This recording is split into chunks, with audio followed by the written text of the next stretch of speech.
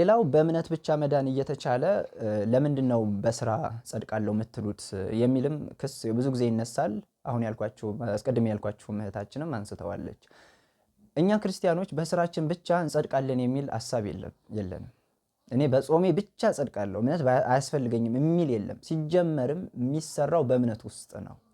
ከዛ ውጭ ግን እምነት ብቻውን ያድናል ያለ ከሐዋርያት መካከል የለም።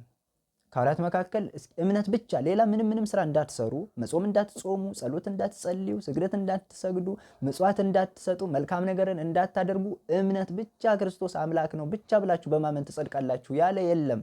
በእምነት ብቻ አይደለ በስራም እንጸድቃለን ነው የሚለው። በስራም ጭምር ይጸደቃል። ከዛ ውጪ ከሐዋርያት መካከል ለያይቶ መቀበል አይቻልም።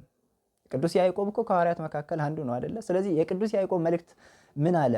እምነት እና ስራ የተለያዩ እንዳልሆኑ በደንብ ይገልጻል። በአምስቱ ምዕራፍ ላይ በሚገባ ስለ ጾም፣ ስለ መልካም ስራ በደንብ ተናግሯል። እንደውም ምግባር የጎደለው እምነት ሞት እንደሆነ፣ የሞተ እንደሆነ፣ ምውት እንደሆነ ይናገራል።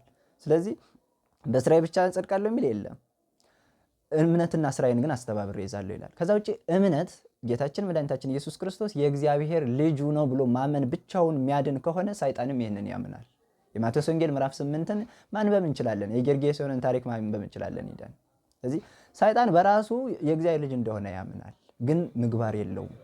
ስለዚህ እምነቴ ብቻ ያድነኛል፣ አይ ጌታ ብቻ ያድነኛል የሚል የለም። ከዛ ውጭ ግን የቅዱሳን ምልጃ፣ የቅዱሳን ተራዳኢነት ወይም ደግሞ የኛ ጸሎታችንም የእግዚአብሔርን በመስቀል ላይ ተሰቅሎ ያዳነውን ያንን ማዳን ግን ይተካል ብለን ደግሞ አናቅም። እንደዚህ የሚል አመለካከት የለንም። ጌታችን መድኃኒታችን ኢየሱስ ክርስቶስ በመስቀል ላይ ተሰቅሎ አድኖናል። አሁን በአዳማዊና በሔዋን በኩል የመጣው ሞትን በዛ በኩል አሁን የምንቀበለው አይደለም። አሁን ሰው ሁሉ እንደ ስራው መጠን ይከፈለው ዘንድ ዋጋዬ ከኔ ዘንድ አለ ነው የሚለው ጌታ። ስለዚህ ሰው እንደ ስራው መጠን ይከፈለዋል፣ መልካም እንዳደረገበት መጠን ይከፈለዋል፣ ግን በእምነት ውስጥ ነው። ስለዚህ ሰው አምኜ ብቻ ጸድቃለሁ ሊል አይችልም። ይሄ ማለት ታዲያ ለምንድን ነው ጌታ የጾመው? የማቴዎስ ወንጌል ምዕራፍ 4 ላይ እኮ ጌታ እንደ ጾመ ይናገራል። ለምንድን ነው የጾመው? ለምንድን ነው የተጠመቀው? መልካም ስራን ስለምን እንድናደርግ አባቶቻችን ለምን አዘዙን? መልካም ስራ ከእምነት ጋር አብሮ ስለሚሄድ ነው፣ ስለማይቃረኑ ነው ማለት ነው። ስለዚህ ቤተክርስቲያናችን ግን በዋናነት ከመጽሐፍ ቅዱስ የወጣ ሐሳብ ምንም የላትም። ሁሉ ነገር መጽሐፍ ቅዱሳዊ ነው። መጽሐፍ ቅዱስን መነሻ አድርጋ ነው ቤተክርስቲያናችን የምታስተምረው እንጂ ከዚህ እንዲያው የወጣ ሌላ አድርጋ አታቅም። መጽሐፍ ቅዱስን በህይወት የምትኖረው ናት።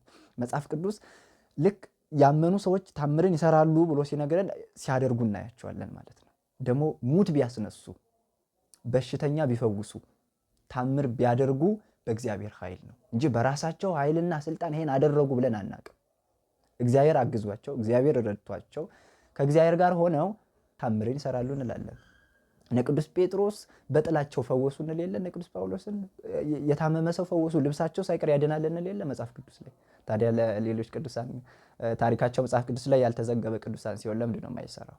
ይሰራል በሚገባና እኛ ሶላ ስክሪፕቱራ ወይንም መጽሐፍ ቅዱስ ብቻ ወይንም ደግሞ እምነት ብቻ እንደዚህ የሚሉትን ሐሳቦችን አንቀበልም።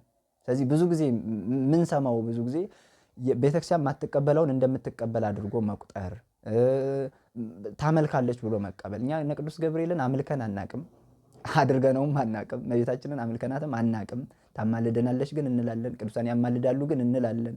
ምክንያቱም እነ ቅዱስ ጳውሎስ ስለተናገሩ ስለ እናንተ ሲያማልዱ ይናፍቋችኋል የሚል ቃል እኮ መጽሐፍ ቅዱስ ላይ ተጽፏል። በዚህ ምክንያት ቅዱሳን አባቶቻችንን እንደዚህ እናከብራለን፣ ቅዱሳን እናቶቻችንን እንቀበላለን እንጂ ቅዱሳንን አመልከን አናቅም። ገድላትም መጽሐፍ ቅዱሳዊ ናቸው፣ መጽሐፍ ቅዱሳዊ ቤዝ ያላቸው ናቸው። ከመጽሐፍ ቅዱስ ውጪ የሆኑ አይደሉም ማለት ነው። በዚህ ልክ ይበቃናል። አምላካችን እግዚአብሔር የተመሰገነ ይሁን። ስብሐት ለእግዚአብሔር።